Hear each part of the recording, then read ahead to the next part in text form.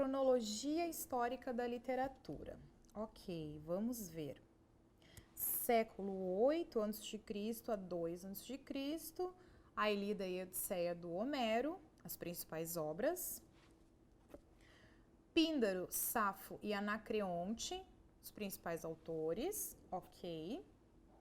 E o primeiro historiador, Heródoto, ok. Séculos 1 a.C. e 2 a.C., literatura na Roma Antiga. Aí, então, teve a poesia satírica, ok, com Lucrécio, a natureza das coisas, e o Catulio Cícero. A poesia lírica, do Horácio, do Ovídio, certo? E a poesia épica, do Virgílio com Eneida, a famosa Eneida, certo? Séculos 3 a.C.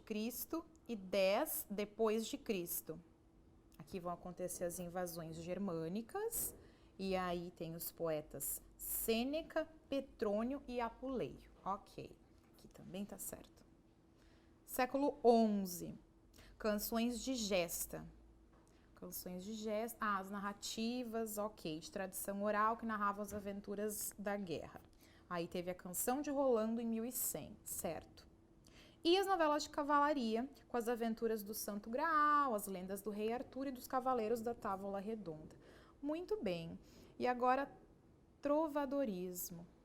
Trovadorismo. Que época foi essa mesmo? Foi a época do feudalismo. Para começar, quem é você? A história. História. Vamos estudar história. Vamos estudar a história. Ah, história. Então tu tá me dizendo que o trovadorismo correspondeu à época do feudalismo? Exatamente. E o que foi o feudalismo? O feudalismo foi aquela época que tinha um senhor feudal e ele era dono de todas as terras e era ele quem governava os seus servos e os vassalos. Os vassalos eram os caras que trabalhavam para ele, entendeu? Sim. Ah, eu tô me lembrando. Então essa época também não é a época do teocentrismo, em que Deus estava no centro do universo e a igreja governava? Exatamente. Ah, história, tô me lembrando, entendi. Também era o tempo da arte gótica e da produção oral. E na literatura a gente tinha as cantigas líricas e as satíricas, que eram produções líricas, produções poéticas feitas para serem acompanhadas de música. As cantigas líricas eram as de amor e as de amigo, e as satíricas de escárnio e maldizer. Agora me lembrei. Muito bem. Ondas do mar de Vigo, acaso vistes meu amigo? Queira Deus que ele venha cedo. Ondas do mar agitado, acaso vistes meu amado? Queira Deus que ele venha cedo. Acaso vistes meu amigo, aquele por quem suspiro? Queira Deus que ele venha cedo. Acaso vistes meu amado, porque tenho grande cuidado, preocupado? Queira Deus que ele venha cedo. Humanismo, séculos 16 a 17. Muito bem. Opa, quebrei a ponta do lápis. Você não teria um lápis para me emprestar, história? Teria. Eu tô sempre escrevendo. Ah, muito obrigada. Então, voltando. Humanismo, o que você tem para me dizer sobre isso? Bom, o humanismo foi no finalzinho da Idade Média. Foi quando os meios de comunicação começaram a se aperfeiçoar e a Europa estava sofrendo grandes mudanças. E eles começaram a voltar mais a atenção para o lado da marinha. Foi onde eles criaram a bússola, que ajudou muito no comércio. Entendi. Não foi a época também do antropocentrismo? Que agora o homem estava no centro do universo e a igreja começa a decair? Exatamente. Ah, tô me lembrando. Era a época também da arte renascentista, da recuperação dos modelos da antiguidade, onde a arte visava clareza, harmonia e equilíbrio, e a música se separa da literatura. Exatamente. Me lembrei. Então, na literatura, a gente tem o Dante Alighieri com a Divina Comédia, uma obra muito importante, Giovanni Boccaccio, Francesco Petrarca e o Gil Vicente, que inaugura o teatro em Portugal, com o Alto da Barca do Inferno e A farsa de Inês Pereira. Deixai toda a esperança, vós que entrais. Essas palavras no letreiro escuro, escritas, vi por cima de uma porta. E disse: Mestre, o seu sentido é duro. Então ele, avisado, me conforta. Convém deixar aqui temor secreto. Convém toda a vileza seja morta.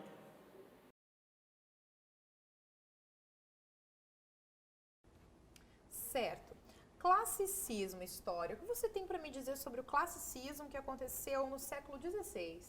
Então, foram dos anos 1400 a 1650, mais ou menos, e nessa época buscou-se retomar os pensamentos e os ensinamentos da Grécia Antiga. Ah, sim. Foi a época também que Luís Vaz de Camões, um grande poeta português, escreveu o poema épico Os Lusíadas. Que inclusive retratou a viagem de Vasco da Gama até as Índias. Exatamente. Vasco sai de Portugal e vai até as Índias. E nessa viagem acontecem muitas aventuras, inclusive deuses gregos interferindo na própria viagem deles. Uma obra muito importante para os portugueses. A gente também teve o William Shakespeare, com a lírica e o teatro, e o Miguel de Cervantes, que escreveu Dom Quixote de la Mancha. Amor é fogo que arde sem se ver, é ferida que dói e não se sente, é um contentamento descontente, é dor que desatina sem doer. Aqui começa a literatura brasileira, em 1500, que é quando Cabral chega ao Brasil, na história. Exatamente, Cabral estava lá em Portugal, procurando as Índias. Quando ele estava lá pelo caminho dele, ele, opa, achei um lugar novo, descobri uma terra nova, que foi quando ele chegou ao Brasil, em 22 de abril de 1500. E foi quando Pero Vaz de Caminha escreveu a Carta do Descobrimento, relatando como era esse local descoberto por eles. E também a literatura catequética, que era uma literatura que tinha o objetivo de catequizar os índios, basicamente por meio de teatro e poesia, feita pelo padre José de Anchieta, que é o maior representante jesuíta dessa época. A pele deles é parda e um pouco avermelhada. Têm rostos e narizes bem feitos. Andam nus, sem cobertura alguma. Nem se preocupam em cobrir ou deixar de cobrir suas vergonhas mais do que se preocupariam em mostrar o rosto. E a esse respeito, são bastante inocentes. Tivemos também o período barroco, que foi após as reformas religiosas do século XVI. Isso mesmo, o barroco que acontece no século XVII, no Brasil e também na Europa. E nessa época, a Igreja Católica começou a perder um pouco de espaço, perder um pouco de poder, mas os católicos não se deixaram intimidar e continuaram em busca desse espaço teoricamente perdido na economia, na cultura, enfim. Eles continuaram indo atrás disso tudo. Exatamente, com o movimento de contra-reforma, em resposta ao movimento de reforma, tem algumas retomadas dos valores cristãos. Por isso é um momento de tensão, angústia, instabilidade e rebuscamento, principalmente na literatura, que na Europa vai ter como um grande representante o Molière, com as obras Tartufo, o Avarento e o Burguês Fidalgo. Isso na França. E no Brasil nós temos o padre Antônio Vieira com os sermões e o Gregório de Matos, que era conhecido como Boca do Inferno, porque ele falava mal de tudo e de todos, na poesia. E em relação à arte, né, os artistas barrocos foram patrocinados pelos burgueses e pelo clero, que era quem tinha grana ali para estar patrocinando eles naquela época. Certo, então esse foi o barroco. Nasce o sol e não dura mais que um dia. Depois da luz se segue a noite escura. Em tristes sombras morre a formosura. Em contínuas tristezas a alegria.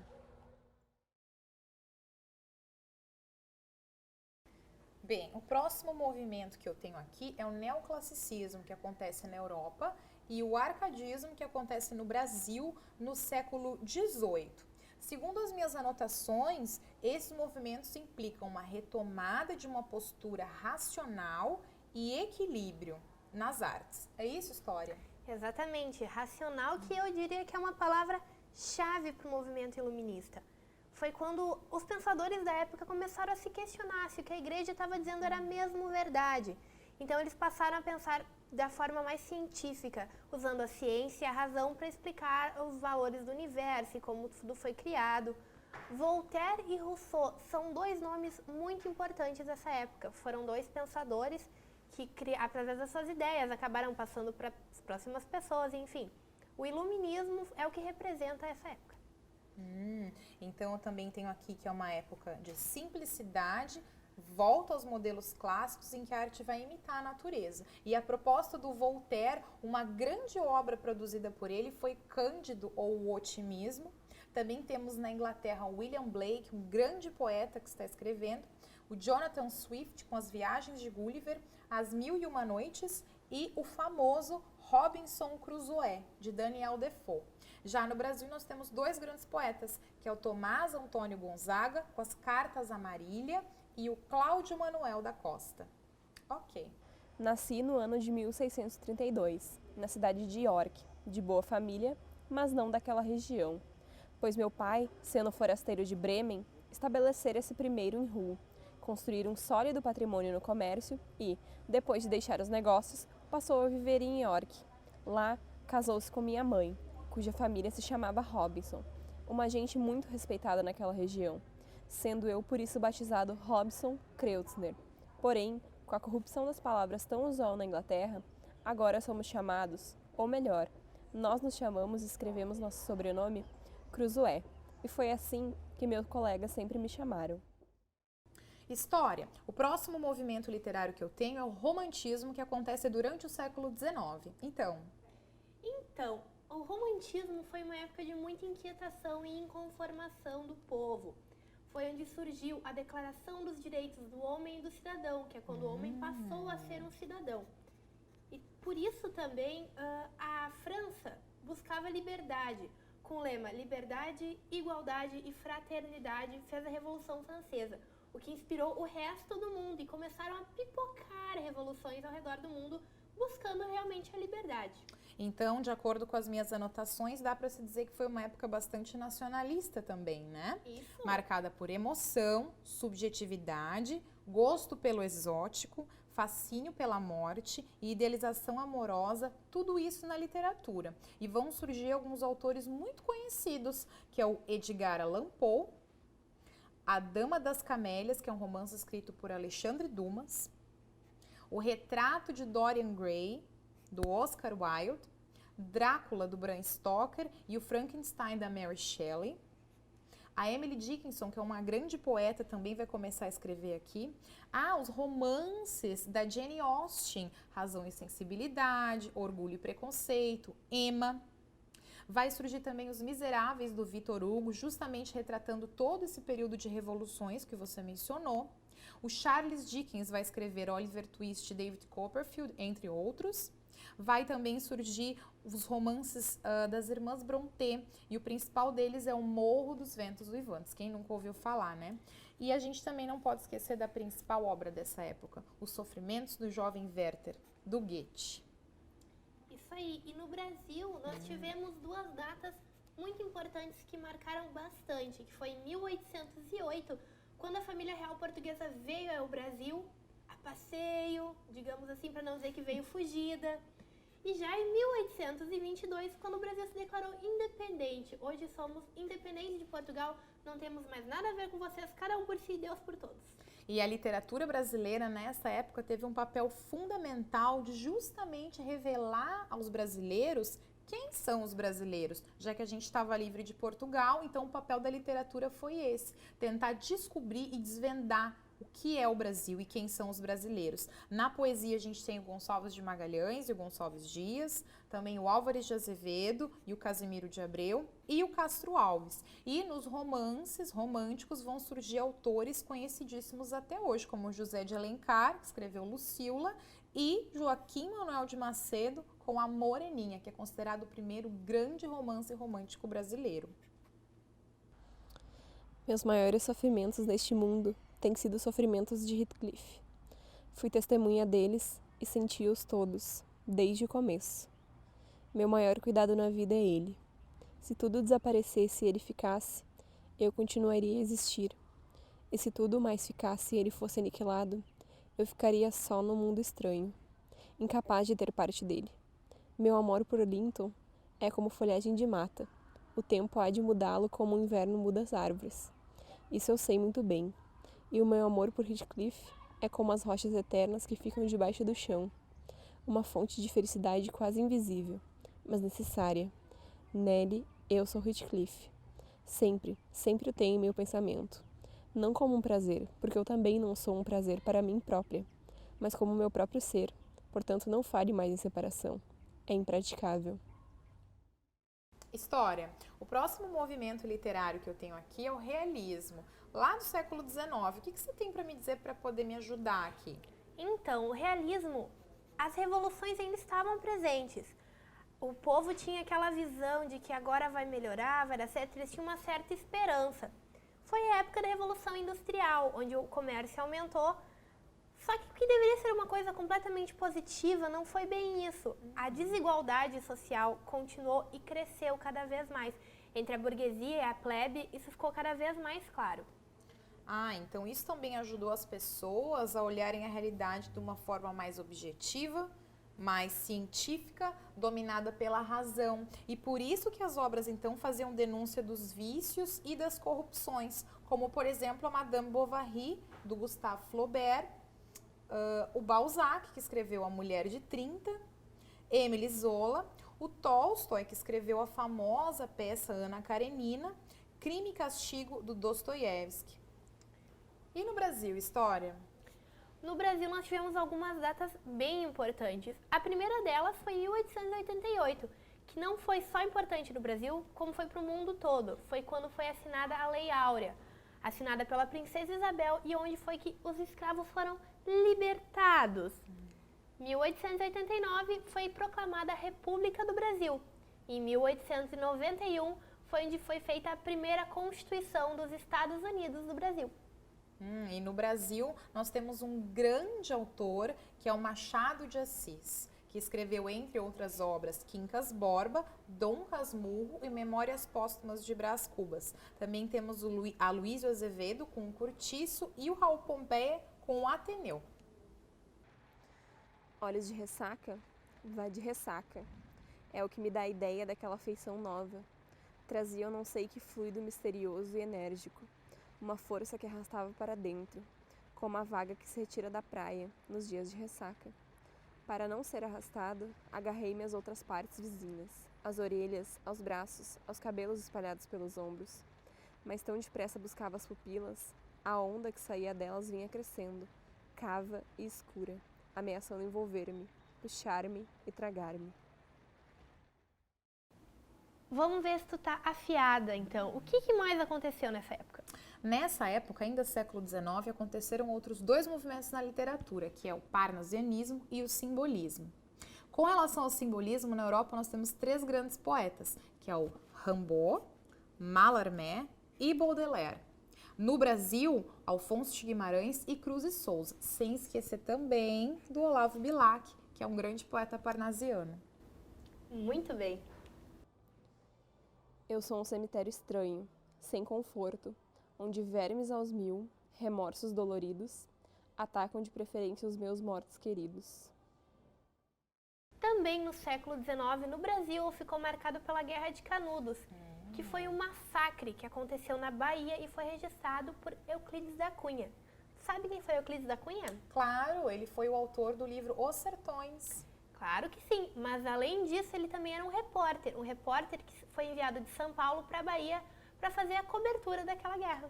Interessante. Por falar em Euclides da Cunha e Os Sertões, nós também temos dois grandes autores pré-modernistas brasileiros, que é o Lima Barreto, com O Triste Fim de Policarpo Quaresma, e o Monteiro Lobato, que é o criador do Sítio e que vai escrever, entre outras obras, o livro de contos Urupês.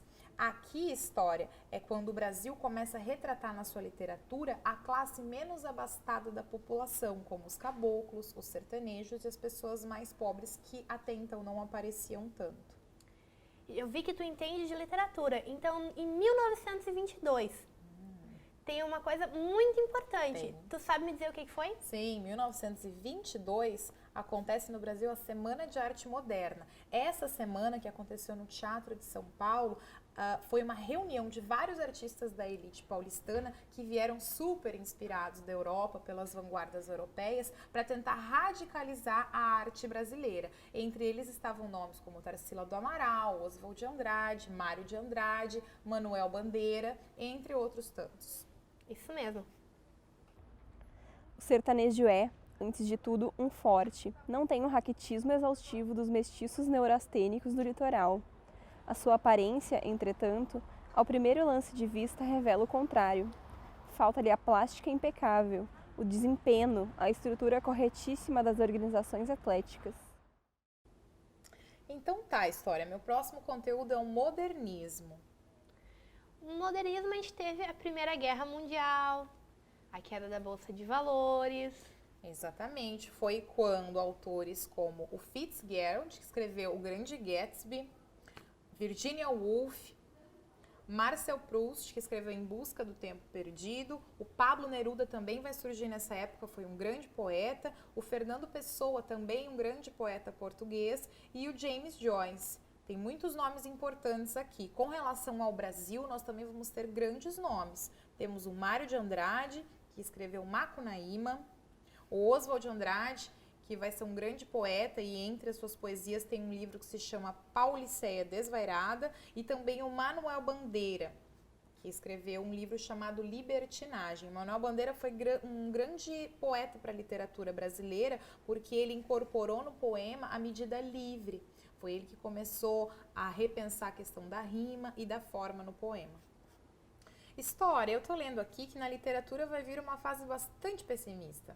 É verdade, é a fase da Segunda Guerra Mundial, né? Mundialmente falando, foi a fase da Segunda Guerra Mundial. E também foi uma época muito fértil para a literatura justamente em função disso. Foi quando escreveram Sartre, o Camus, com a sua obra O Estrangeiro, e a famosa obra 1984, do George Orwell. Ontem à noite pensei em todo o querosene que usei nos últimos 10 anos. E pensei nos livros. E pela primeira vez percebi que havia um homem por trás de cada um dos livros. Um homem teve de concebê-los. Um homem teve de gastar muito tempo para colocá-los no papel. E isso nunca havia me passado pela cabeça. Em termos de Brasil, historicamente falando, foi quando começou a Era Vargas, com a Revolução de 30. E também aconteceu aqui o Romance de 30, que foram obras muito regionalistas que foram escritas no Brasil exatamente nessa época, entre as quais a gente pode dizer Vidas Secas, do Graciliano Ramos. Surgiu também o Jorge Amado, entre tantas obras, Capitães de Areia, é uma das mais importantes. A Raquel de Queiroz, com o 15. As obras também do José Lins do Rego, representando o ciclo da cana-de-açúcar. E aqui vão surgir também 3 grandes nomes na poesia brasileira, que são poetas lidos até hoje, que é a Cecília Meirelles, o Carlos Drummond de Andrade e o Vinícius de Moraes. Por muito tempo achei que a ausência é falta. E lastimava, ignorante, a falta. Hoje não a lastimo. Não há falta na ausência. A ausência é o estar em mim. E sinto-a, branca, tão pegada, aconchegada nos meus braços, que rio, e danço e invento exclamações alegres, porque a ausência, essa ausência assimilada, ninguém a rouba mais de mim. História, ainda com relação ao modernismo, aconteceu muita coisa a partir de 1950, né? Aconteceu sim. Em termos mundialmente falando, em 1963, o presidente americano John Kennedy é assassinado. Em 1969, temos a chegada do homem à Lua, a primeira vez que o homem pisou na Lua, e também é o ano do festival Woodstock. Em 1983 foi criada a internet. Em 1889 é a queda do Muro de Berlim.